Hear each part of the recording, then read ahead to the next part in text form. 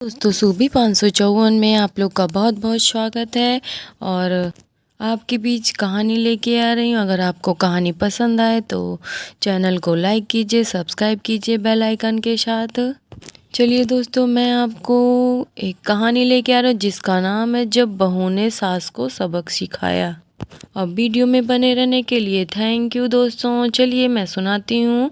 सीमा अभी आधा घंटा पहले ऑफिस पहुंची थी और कल के सारे कामों का जायजा लेकर अपनी टीम को आज के टैक्स सौंप रही थी। तभी उसका फ़ोन बजा। उसने फ़ोन उठाया ही था कि उधर से अमन के चिल्लाने की आवाज़ है। सीमा फ़ौरन घर पहुँचो, माँ बाप अपना सामान पैक कर रहे हैं। तुम्हें कितनी बार कहा है कि उनका दिल ना दुखाया करो, लेकिन तुम्हारी अकल में तो जैसे पत्थर पड़े हैं।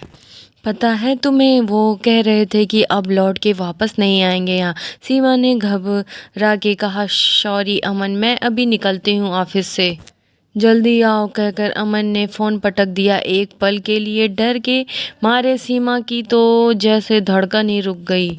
अब घर जा के उसे क्या सुनना पड़ेगा और कहना पड़ेगा, उसे भली बात पता था। पिछले 4 सालों से वही तो करती आ रही थी वो।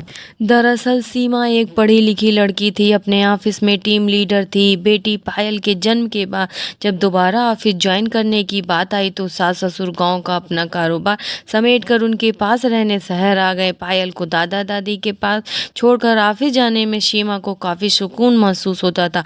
बेटी को खाने पीने की या सुरक्षा की चिंता उसे नहीं सताती थी।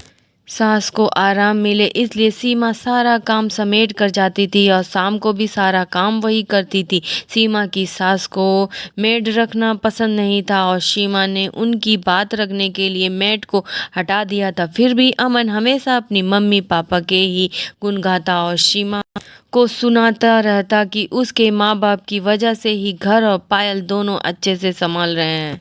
सीमा आहत हो जाती पर कुछ ना कहती। सास भले ही कुछ काम ना करती हो, पर बेटे से मीठी मीठी बातें करके धीरे धीरे उन्होंने पूरा घर अपने हाथ में ले लिया।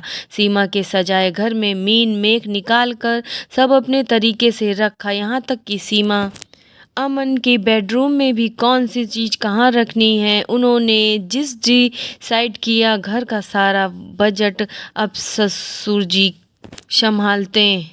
सब्जी फल राशन जो सब पहले सीमा लाती थी अब उन्हीं के हिसाब से आता था। सीमा कभी कुछ लाए तो तुरंत उसे फिजूल खर्च करने में से ना चूकते। छुट्टी के दिन तो घर में सबकी छुट्टी होती और सीमा के लिए डबल काम, तो पायल को वक्त ही नहीं दे पाती।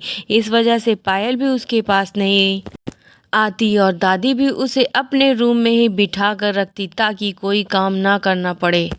एक बार सीमा ने ऐतराज जताया तो उन्होंने हंगामा खड़ा कर दिया, ये कहकर कि मेरी ही नतनी ने मुझे दूर कर रखी है, उससे अच्छा हम गांव में ही चले जाते हैं, फिर संभाल तुम अपनी लड़की और घर को। अमन ने माँ की साइड लेते हुए बच्ची का वास्ता लेकर सीमा से काफ़ी देर से माफ़ी मंगवाई। अमन और सीमा को जो कभी ऐसा दूसरे के साथ खुश थे, अब आए दिन झगड़ते रहते।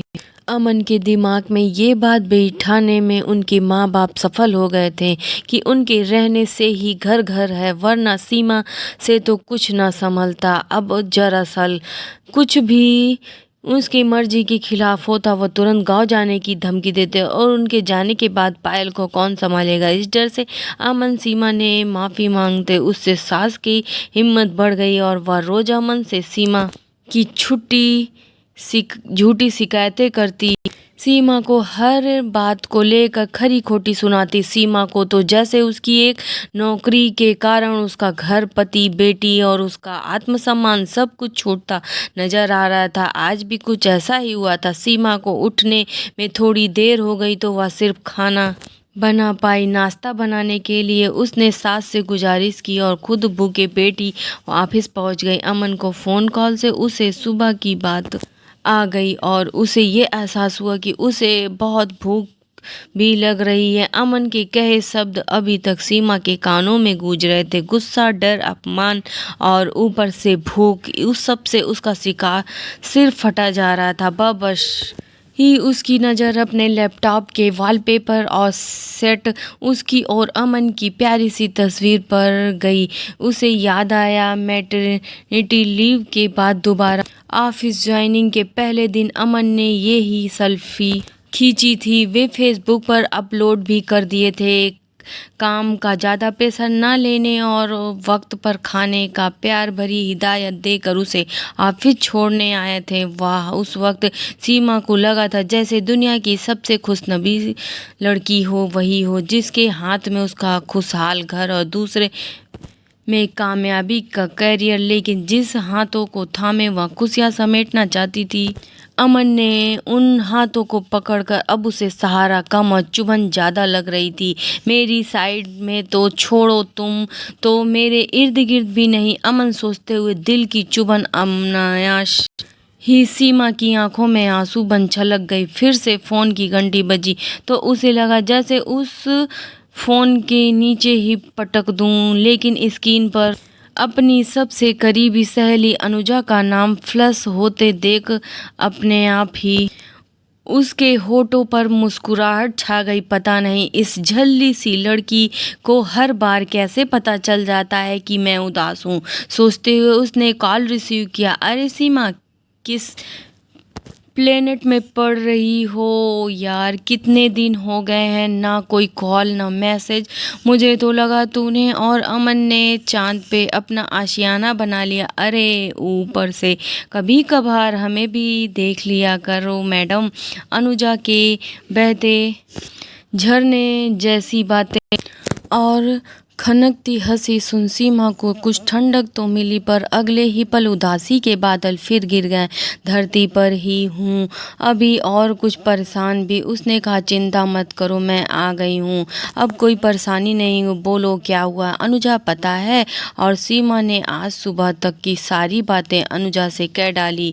और अमन भी मेरा साथ नहीं देता यार, कहते हुए सीमा की आवाज़ भारी हो गई। सीमा, मुझे रोने वालों से नफरत है, अनुजा ने शरारती अंदाज में कहा तो सीमा खिस गई। तुमसे ये तो बात करना ही बेकार है, चल बाय। अरे सुन तो, सॉरी यार, अब सीरियसली बात करती हूँ। ऐसा है डर की जिंदगी जीने का तो दो ही तरीके होते हैं, एक जो होता है उसे होने दो, बर्दाश्त करते जाओ, या फिर जिम्मेदारी उठाओ उसे बदलने की।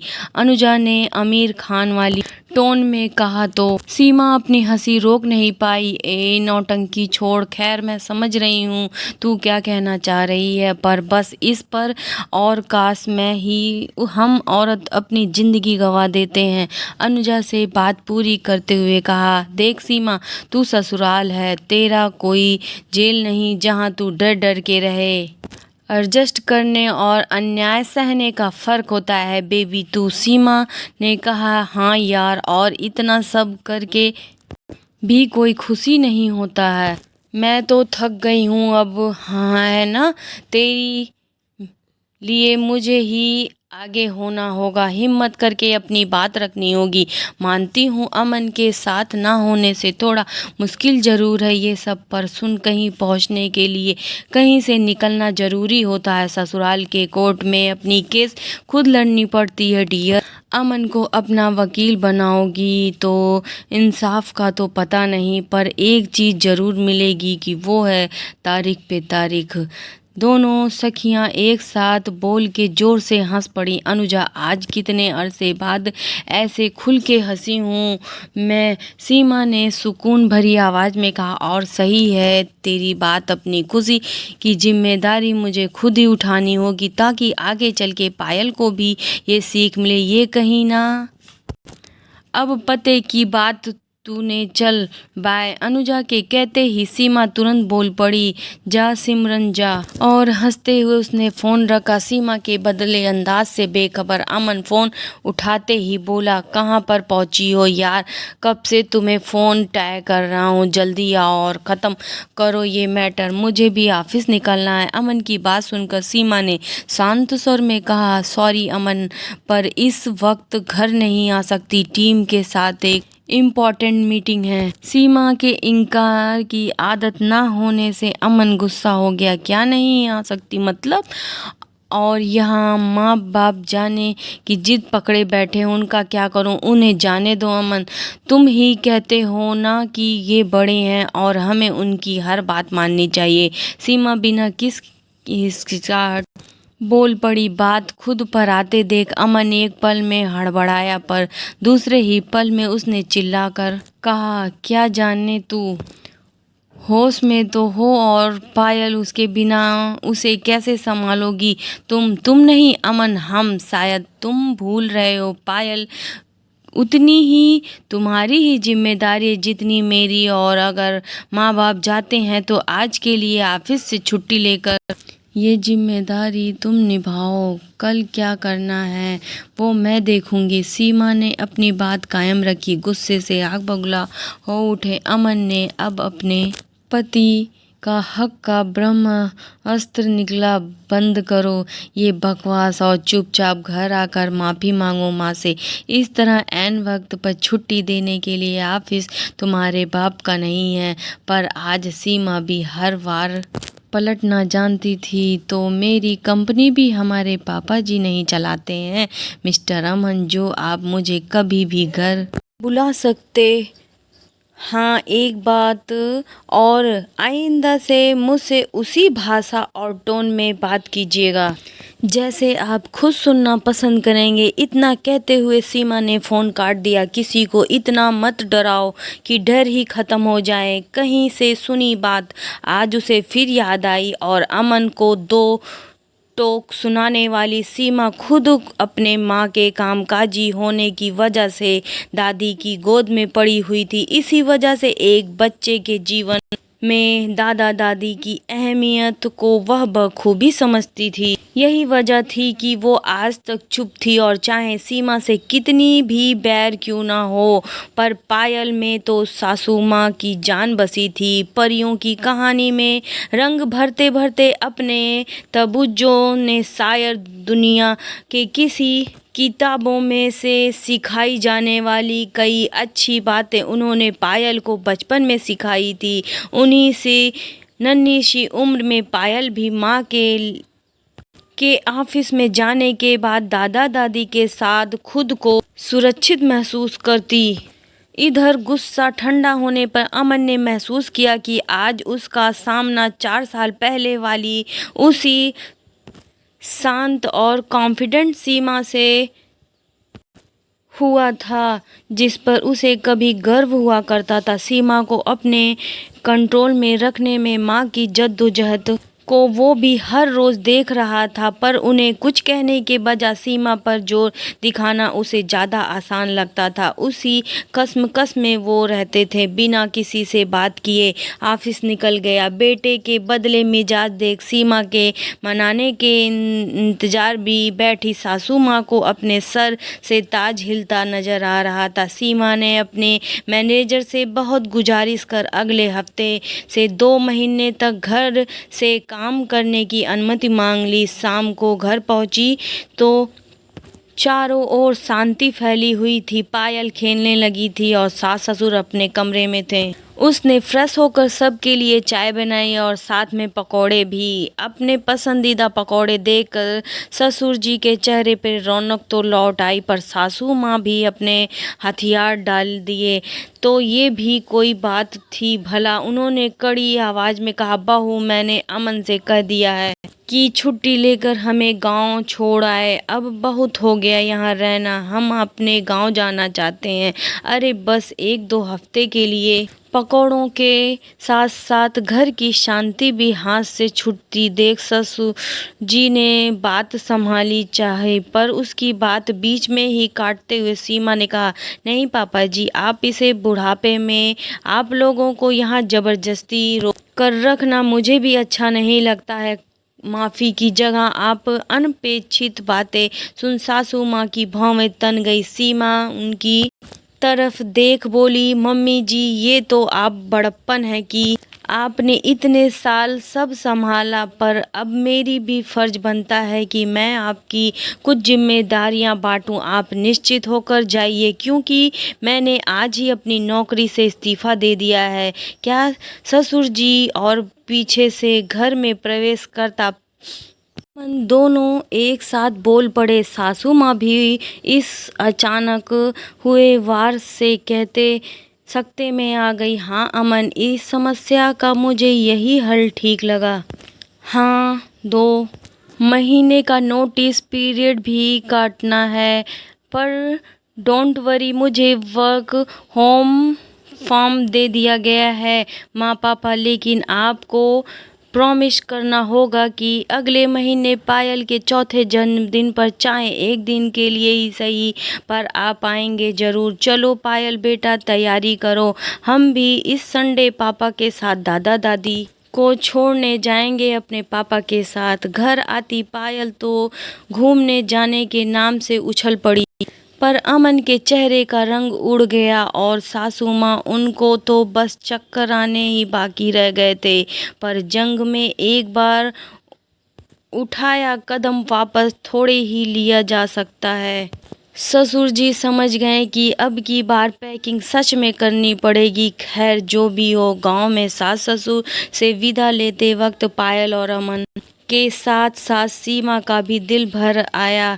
घर वापस आकर सबसे पहले सीमा ने अपनी पुरानी मेड को फिर से काम पर रख लिया और एक नए ढंग से जिंदगी की शुरुआत की। घर, ऑफिस, पायल, मेड, सब्जी, राशन, दूध वाला, पेपर वाला, सबके बीच तालमेल बैठाते बैठाते उसे अपने सास ससुर की कमी तो जरूर खलती, पर कुछ ही दिनों में बिल्कुल सुचारू गृहिणी के रूप में उसने घर की भागदौड़ फिर से संभाल ली। पर सारी चीजें अपने तरीके से रखते हुए भी सास माँ की हुई ड्राइंग रूम की सजावट उससे बदलते ना बनी। सीमा को अकेले सब कुछ इतना अच्छे से मैनेज करते देख अमन की आंखों से भी अपने माँ बाप द्वारा बिछाया गया भ्रम का पर्दा हट गया। उधर सास ससुर का एक ही दिन पायल के बिना याद किए नहीं कटता। सासू माँ को फिर से किचन संभालने